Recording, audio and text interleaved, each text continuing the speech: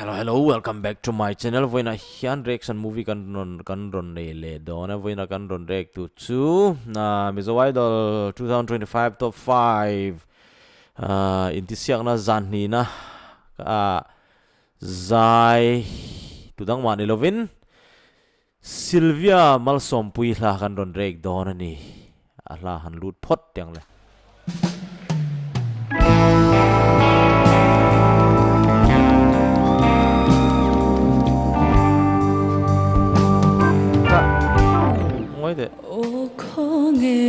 extortion sound this sound music out here loài thiên đu li ca rong roi roi tuần liom xì lô nắng han trên mèo chu internet la nghe thiên lai na nghe internet la hen ron sa chuan sai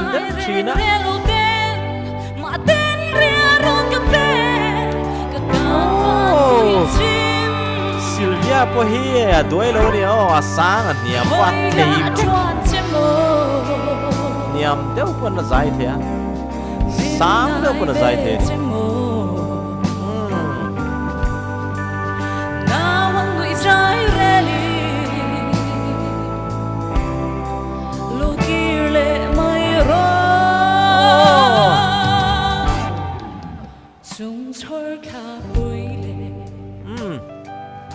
Voina what rob chu Zesop 76 inan ron ti sa kanya moi the mai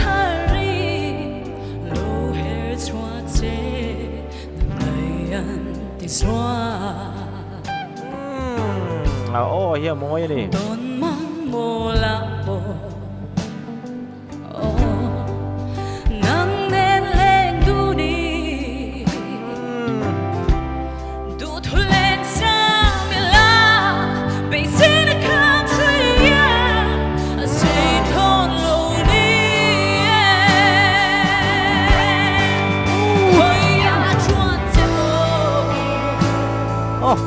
tilai tak su avan moi ya la po hi ka re ya lo tu po nge tu sak nge ni po ko no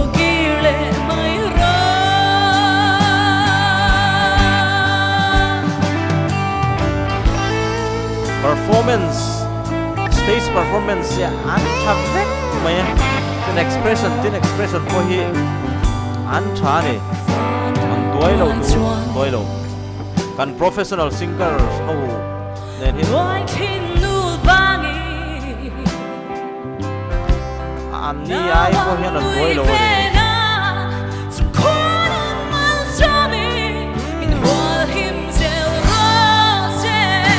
na po hi all sam lâu a san chu an niam a sang kha om ta mo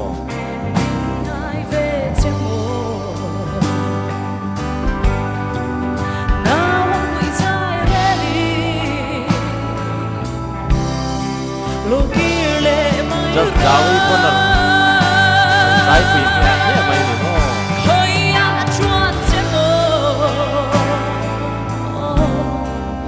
min ai ve chemo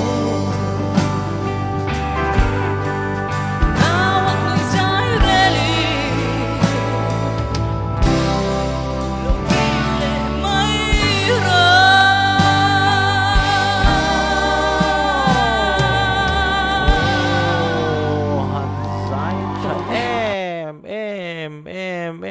le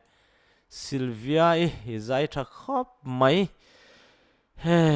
iron tan ti ra tang khan a top thleng hian a thavek mai social tur eng ma ka nei lawai la he tin a niam po isa thiama asang po isa thiama I o hi a tha em nang po hi pakhan na la thei tur ini ti hi ka soi ngame a tha khop mai voina zanina iron zai po hi zai tha hle mai pakhan na la turin du sakna karon han che khát jong khani che khalo me